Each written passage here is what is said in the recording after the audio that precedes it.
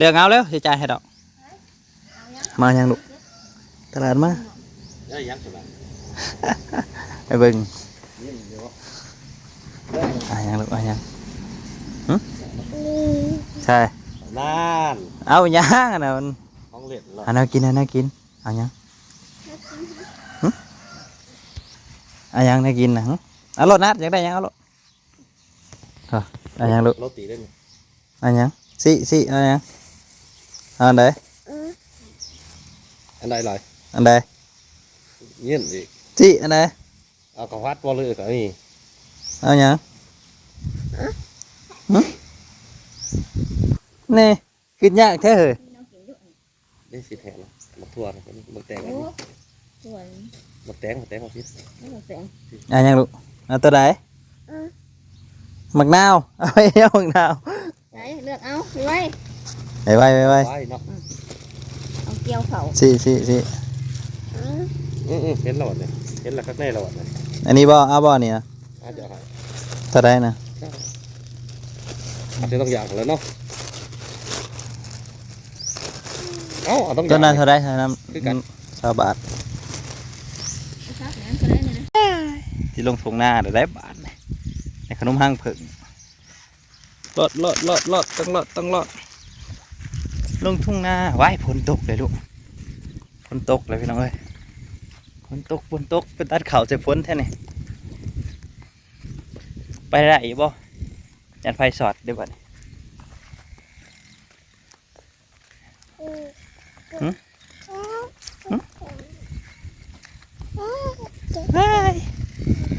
ว้ายจะจม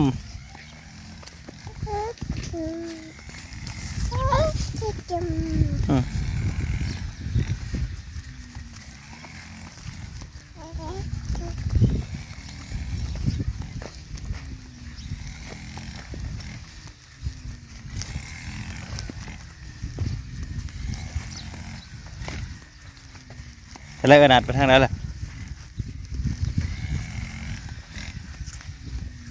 ไม่หนักไปซ้ายกระดาษมาน้องกระดาษ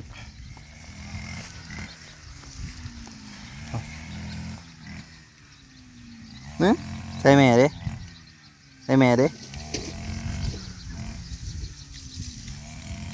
ม่ไปใส่แม่ดิให้ทีดูเห็นได้ว่าแม่นะมาอยู่เขาฝนตกวายฝนมาเลย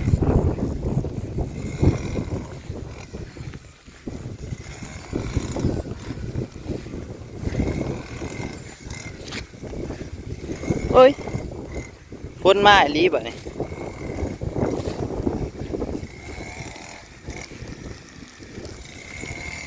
ตกแล้ว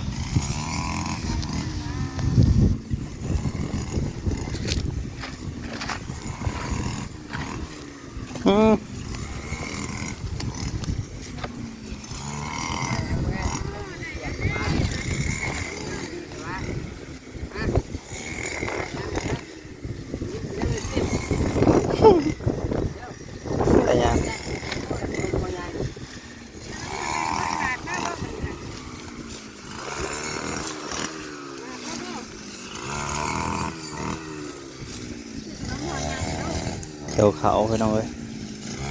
พายุเขาเมื่อนี้เพิ่งพายุเขาพอปนัดแล้วตกมาแห้งแล้ว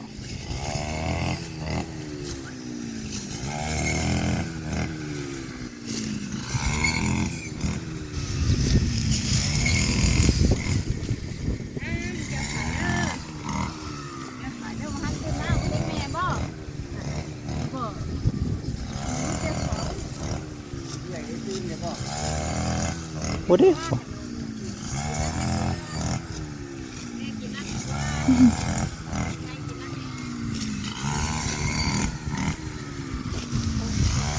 ฮะ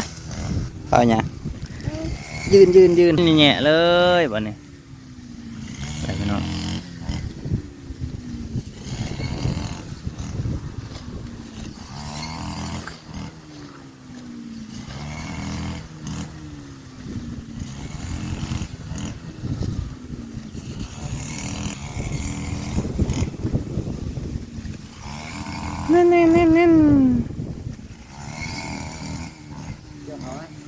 ว่าเกี่ยวขาวบ่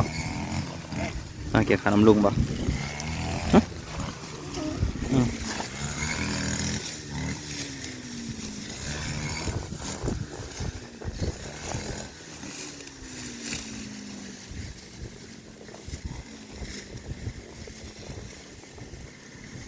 ปลิ้นแย่ๆอยู่ตอนนี้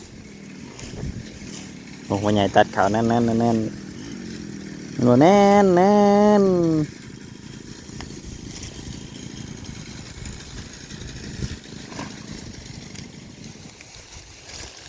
นี่ปิดเครื่องละแน่นแน่นแน่นแน่นแน่นแน่นแน่นแน่นแน่นแน่นแน่นแน่นต้นกุ้งหน้าต้นกุ้งมันแข็งมาจากน้อยยามดำแต่ว่างามเลยนาตีนบาทเราเคยนัดไปใช่แล้วพูดไอ้นัดนู่นไอ้นัดโอ้โห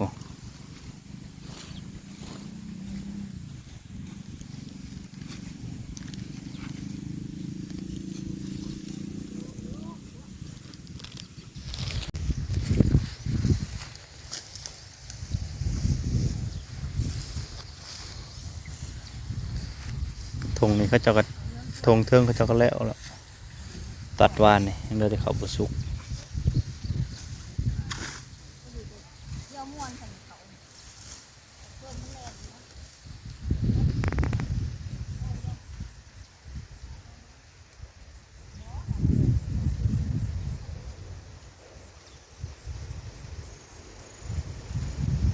ไพ่เลยลมมาแล้วก็เสียลายแล้วแหละพายุก็ได้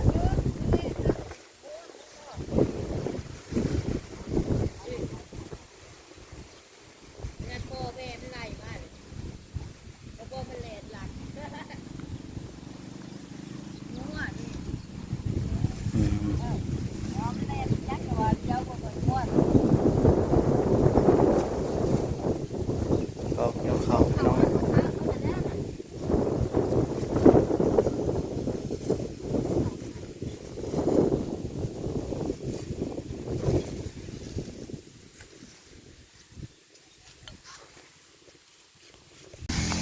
ลุงเราว่าเห็นหูกบเราเนาะเราขุดให้เบิ่งดูมันมีหรือบ่วางได้จักหูล่ะขึ้นนอนขึ้นปากเป็นดำนี่นี่บ่เชื่อรู้ว่า60 ตัวโหได้มั้ยล่ะ40 กว่าตัวก็ยังได้อยู่หูเดียวน่ะกลางลงไปอยู่นะฮะนะเขากัดเป่าดีไหม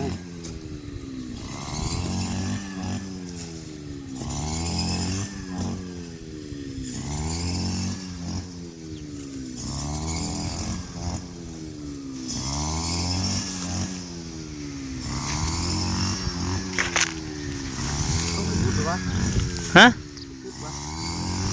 มีขนาดบ่มีจุดปุดเลย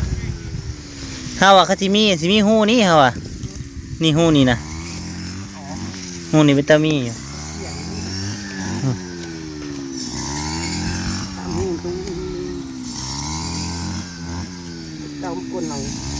แถวนี้เคยกดบ่ตะเก่าใส่เรื่อยๆเนี่ยแล้วมันพอมันโกรธแถวนี้นั่นได้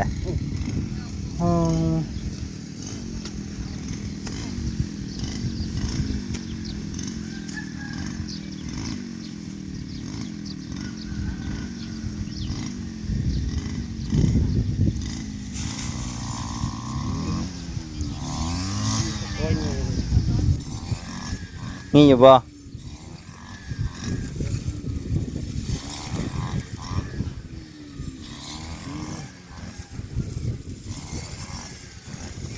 กินได้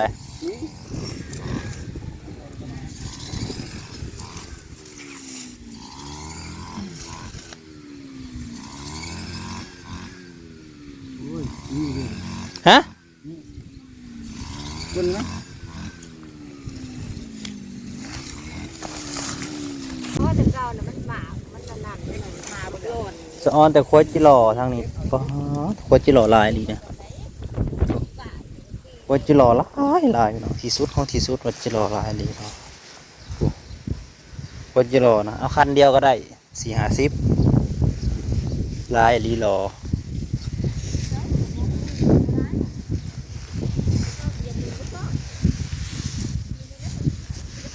อีกรอ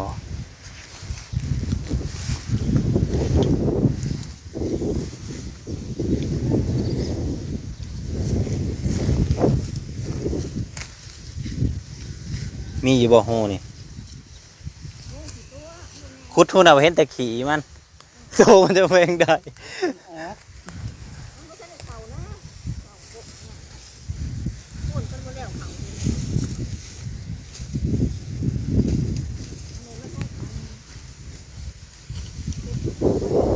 ได้ห่วงทำนี้เขาใหญ่ครับก็ได้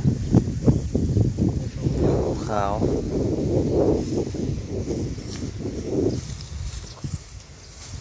ทงเทิงละแปลนแล้วเนาะยังเหลือแต่ทงเทิงพูดยังวัวซุกน่ะยังวัวซุกก็สิใกล้สิแปลนเติดไปแล้วแหละสิเหลือแต่โตอเฟื่องเลยก็ฮอดย่ำฤดูหนาว